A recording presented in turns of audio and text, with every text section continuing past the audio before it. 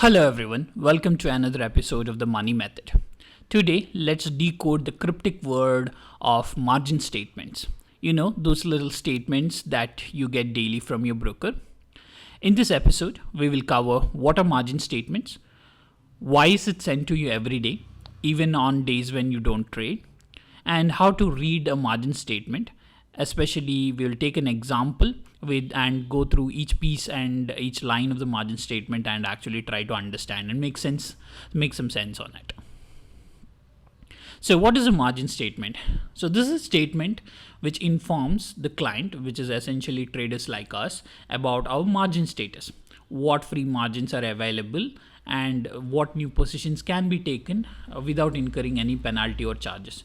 So margin is essentially the limit that your broker lets you trade with, and if you exceed the limit that is allowed, you get some penalties and charges. So it's very important that you know what your limits are and what is allowed and what is not allowed. And SEBI prescribed like a new statement with a new format so that it's uniform across all brokers. So now if you trade across multiple exchanges, like if you do F&O, if you do currency contracts, equity derivatives, everything, you will have like a single margin statement showing all that. Now, why do you get this statement daily? So it is a mandatory report that the broker needs to send to the client. It is because it is a statement that SEBI thinks, right? It will help us know what is the margin status, right? We want to understand what is the position, what margin we have. If you're short, do we have excess margin, or is there a shortfall? Do we need to bring in more money? Or are there any penalties we will incur? So it is to make us aware of the usage of our margin.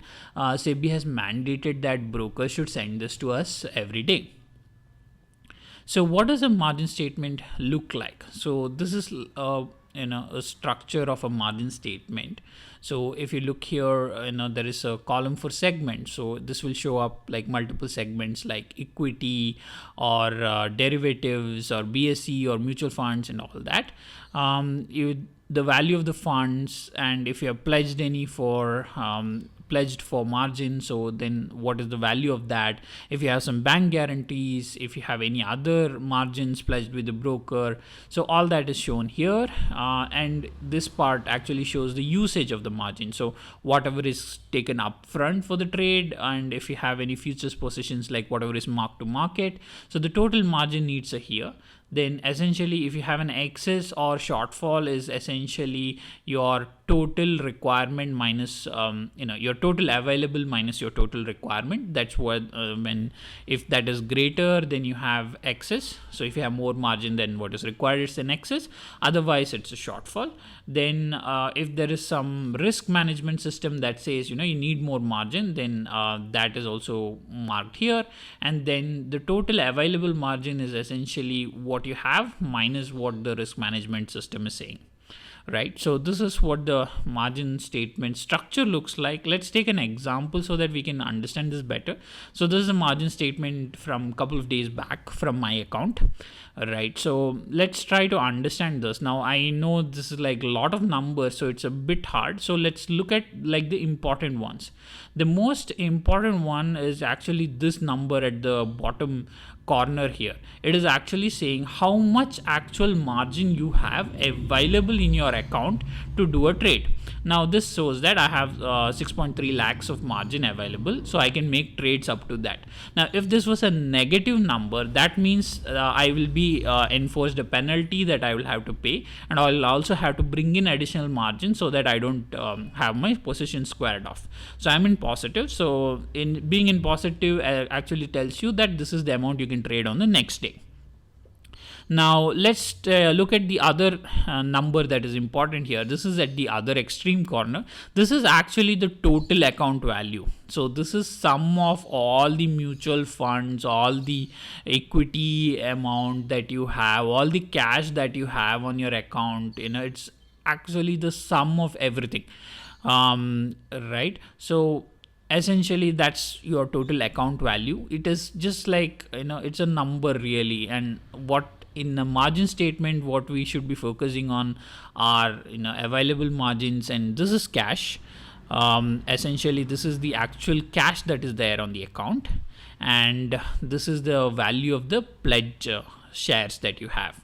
Right, so your cash plus pledged shares is actually your total margin that is there, and what you do is that you have to subtract.